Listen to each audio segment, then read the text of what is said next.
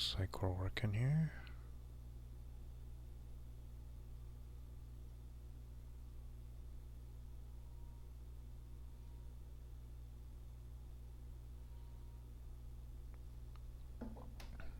Get that up there.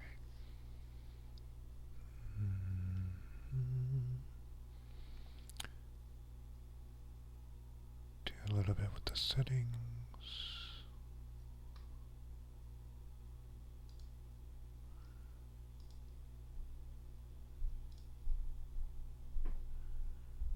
Okay.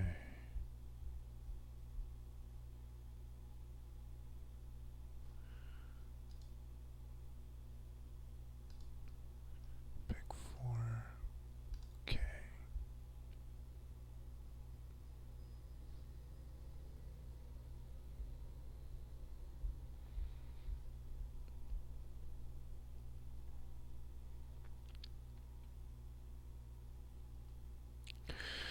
All right. Let's get started.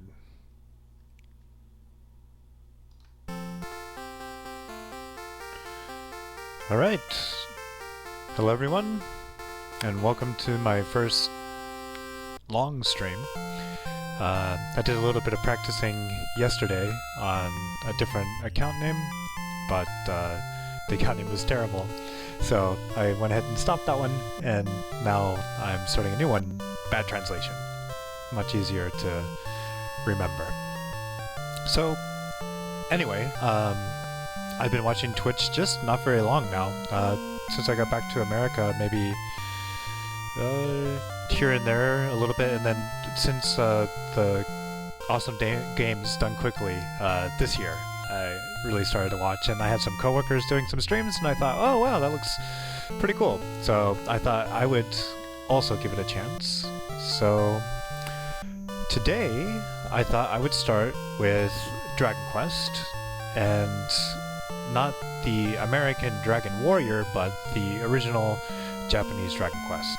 And the reason I'm doing that is because it is the 30th anniversary this year of the Dragon Quest series, and I always thought that this game wasn't as popular as maybe it should be in America, and I thought, well, maybe just if there was someone out there to talk about the game and talk about the history, maybe people would be more interested in it. So anyway, that's what I'm going to try to do. So of course we got some Dragon Quest games coming out this year for the 3DS, and I'm really excited that those are coming, and the announcement of Dragon Quest XI in Japan, and new Joker. So even today, 30 years later, this continues to be an influential series that many people in Japan are always looking forward to, and hopefully people here are looking forward to those games too. So I guess before I get started, I'll just talk a little bit about myself. I've lived in Japan for 12 years, and I just got back here a little over 2 years ago. And I started working in games about, well, it's not been quite a year yet, but I love my work since I got back, and I love playing games, so hopefully we can have fun together.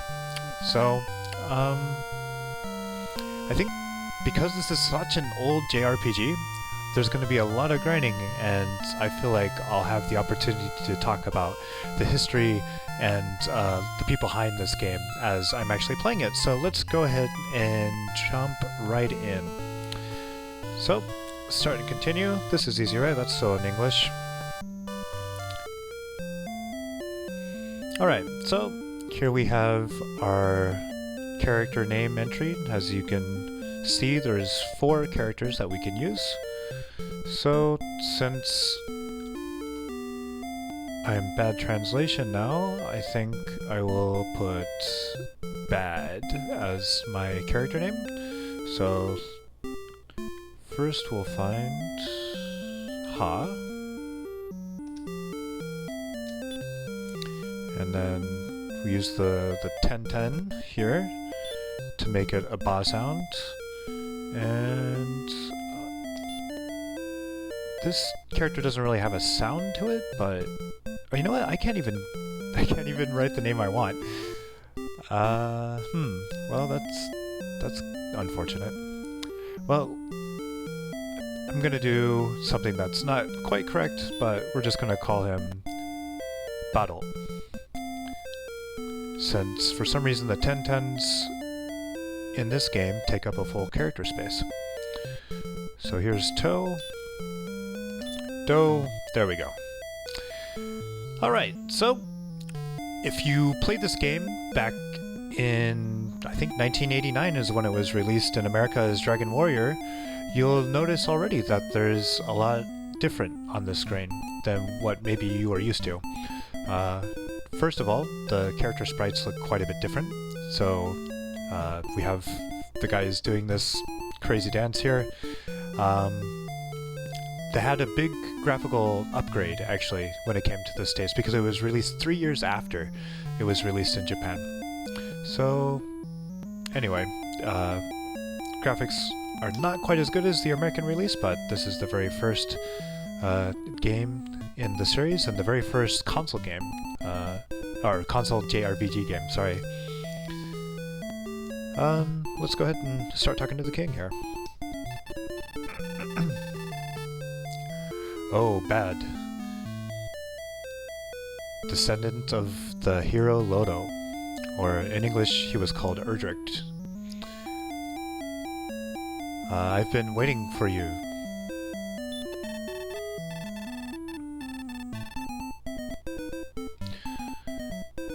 So back then, a long time ago, the legendary hero Erdrick was given the balls of light from God and sealed all the monsters of the land.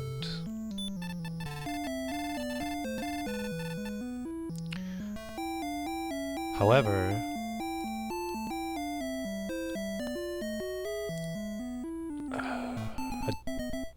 a dedicated disciple of the devil, the Dragon Lord, shrouded those balls of light in darkness. Please bring peace back to the land.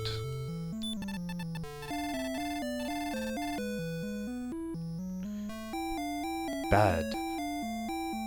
Please kill the Dragon Lord and retrieve the balls of light.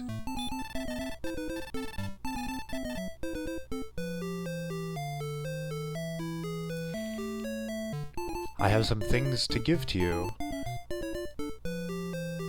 and they're in these chests next to you. Go ahead and take what you need.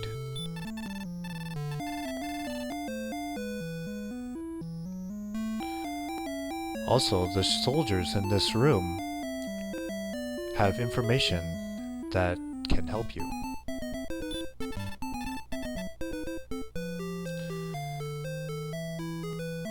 Alright, I'm looking forward to meeting you again, Bad. Alright, great. So, let's start. First, you'll see I have a command screen. So, since this was one of the very first console RPGs, the only things that came before this really were on the PC with keyboard commands for a lot of the things that you could do on screen. So, to make it accessible for normal players, what they did is come up with this command screen. And the commands, some seem a little bit redundant, I guess, by today's standards, but back then this was a pretty good shortcut for a lot of the things that you may have wanted to do in an RPG. So we have talk, strength, which I guess would be like the stat, stairs, yeah, there was a command just to go up and down the stairs, one for the door, one for spells, one for items, one to look around, and one to take. Alright. So, if I move around here, you also notice that I'm always facing the same direction, which didn't happen in the original American release. By that time, they had different sprites to show the different walking distances. So actually, if I want to talk to somebody in this game, I first have to push talk, and then you'll notice that there's 4 options here. And it says north, west, east, and south. And since your character can only face forward, you have to pick the direction of the person that you want to talk to. So if we talk to the king again, we'll say, oh, talk to north.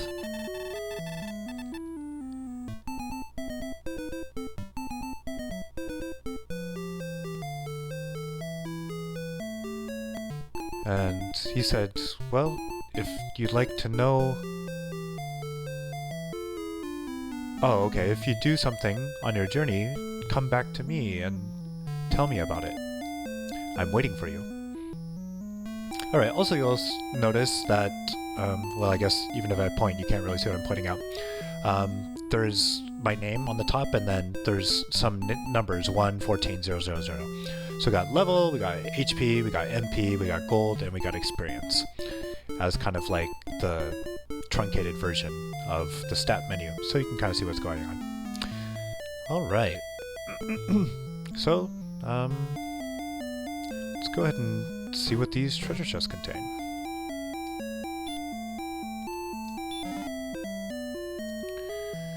Alright, so we found a key. Let's see what this fine gentleman has to say. Do you know about the Princess Laura? Well, I guess for people seeing this for the first time, no you don't, so we'll say no.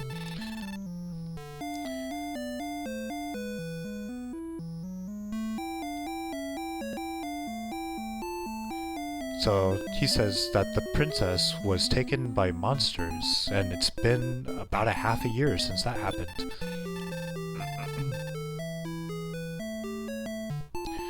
The king doesn't talk about it much, but he must be in a lot of pain. Bad. Please, somehow, you have to find a way to save her. Alright, great. How about you, sir?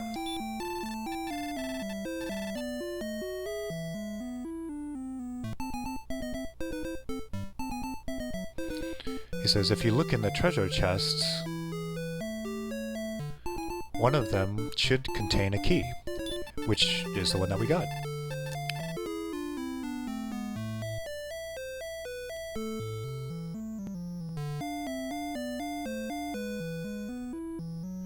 He said if you use a key, it'll disappear, but you have to have a key to open doors.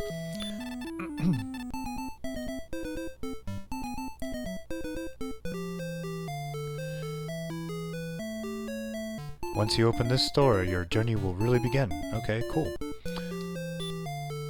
Let's see what's in this treasure chest. Oh, looks like we got a torch.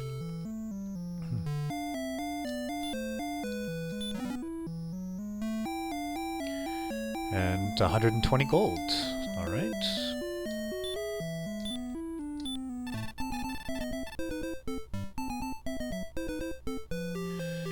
If you exit this castle and go...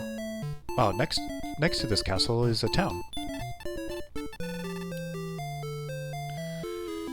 There, you can buy some weapons and armor.